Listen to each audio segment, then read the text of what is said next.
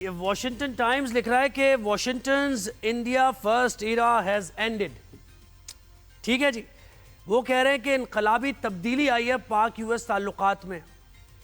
وہ یہ کہہ رہے ہیں کہ پچھلے ادوار میں تعلقات بہت کشیدہ رہے، لیکن یہ ایک حیرت انگیز بات ہے کہ پاکستان اور یو ایس ایک برادرانہ اور دوستی پر مبنی تعلقات اور مزید اس کو اسٹرینتھن کرنے جا رہے ہیں. سعودی عرب کے تعلقات آپ کے سامنے کتنے زیادہ مضبوط ہوتے جا رہے ہیں.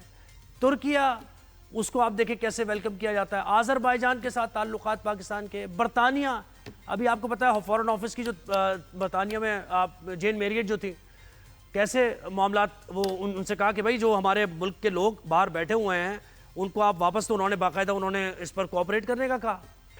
اچھا، آپ کہہ رہے ہیں کہ ملک میں رول آف لا نہیں ہے اور ملک میں تو کوئی جنگل کا قانون ہے، جیسے ملک میں تو ادارے نہیں ہیں. دنیا بھر میں ہمیں اپریشیٹ کیا جا رہا ہے اور یو ایس اس کی مثال ہے. یہ میں کہنا چاہ رہا تھا آپ سے. دیکھیں، اب اگر پاکستان کے تعلقات پوری دنیا میں بہتر ہو تو بڑی خوشی کی بات ہے، اس میں تو کوئی شک نہیں. لیکن ریالٹی اس پہ بات کریں نا کہ ابھی تک کیا ہوا ہے، ہمیں ملا کیا. یعنی مان لیا وہ تو ایک ایجنڈے کے تحت ہے، امریکہ تو ایک ایجنڈے کے تحت ہے.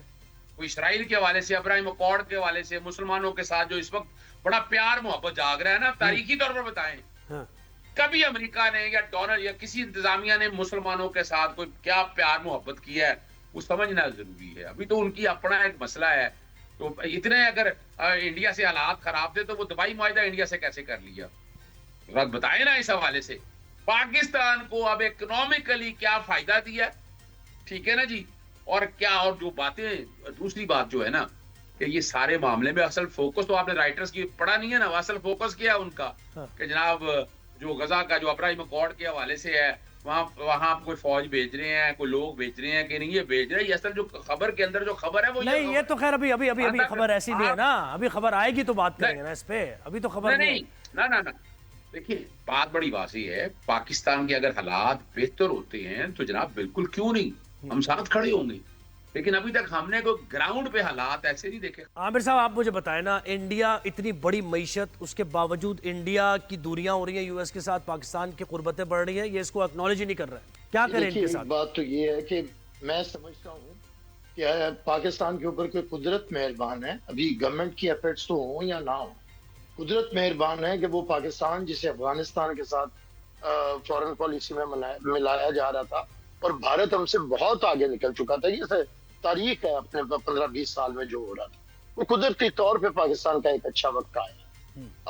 اب اسے کوئی اکنالج کرے یا نہ کرے، سب کو نظر آ رہا ہے. امریکن پریزیڈنٹ کیا، فورن سیکرٹری کے فون کو ترسنے والے لوگ آج امریکن پریزیڈنٹ کی سٹیٹمنٹس کے بعد بھی، اور جو ٹرمپ کا بھی الیکشن لڑنا تھا، جیتنا تھا، اور جس پہ وہ ناچ کے پاگل ہوئی تھی کہ ٹرمپ آ رہا ہے. اب وہ ٹرمپ کس کے حق میں کہہ رہے ہیں، اب وہ کہتے ہیں ایسے کوئی فرق ہی نہیں پڑتا. تو یہ میں نے کہا کہ یہ جذباتی لوگ ہیں، جذباتیت کے اوپر ان کی، اسی لیے آج تک یہ ہوا ہے کہ انہوں نے بربادی کی طرف تحریک انصاف کو ہلاکت کے پوائنٹ پہ لے گئے ہیں.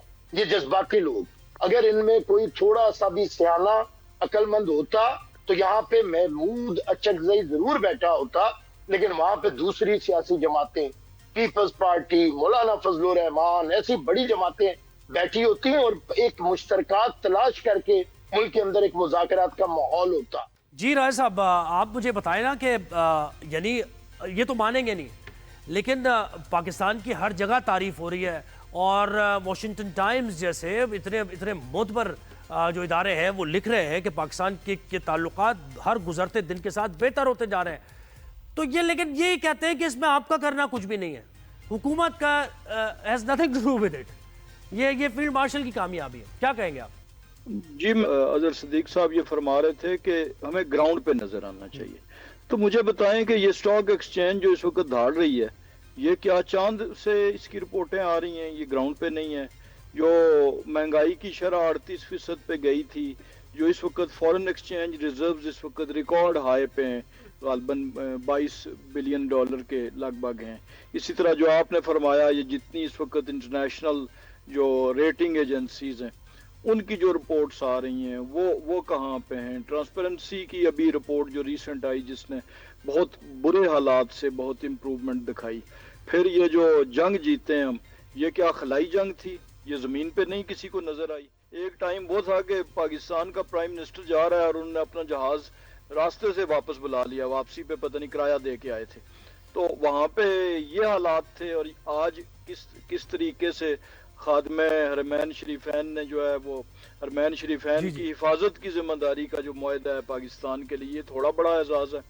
آپ اس وقت دیکھیں کہ جہاں پر مڈل ایسٹ میں جہاں بھی فیصلہ کوئی ہوتا ہے تو وہاں پر جو وہاں کے پلیئرز ہیں جو ہمیشہ ٹریڈیشنلی رہے ہیں وہاں پہ, اس کے ساتھ پاکستان جو ہے وہ اس کے ساتھ لازم و ملزوم ہوتا ہے. یونائٹڈ اسٹیٹس کا پریزیڈنٹ اپنا روسٹم چھوڑ کے تو پاکستانی پرائم منسٹر کو بلا کے اور وہ کہتے ہیں کہتے ہیں جی فیلڈ مارشل کا ہر تقریر میں نام لے کے اور کہتے ہیں جی کہ جی یہی دیکھیں نا, وہ یہی بات کر رہے ہیں, یہی بات میں نے کہہ دیا تھا, یہی فرق ہے نا جی, یہی بات نہیں مانیں گے, یہ نہیں مانیں گے. آپ نے خیر اپنی بات رکھ دی راجہ صاحب, آپ نے اپنی بات رکھ دی, لیکن یہ نہیں مانیں گے ان کا. نہیں وہ میں یہ کہہ رہا ہوں کہ یہی فرق ہے ایک تو کہ یہ ہر بات کو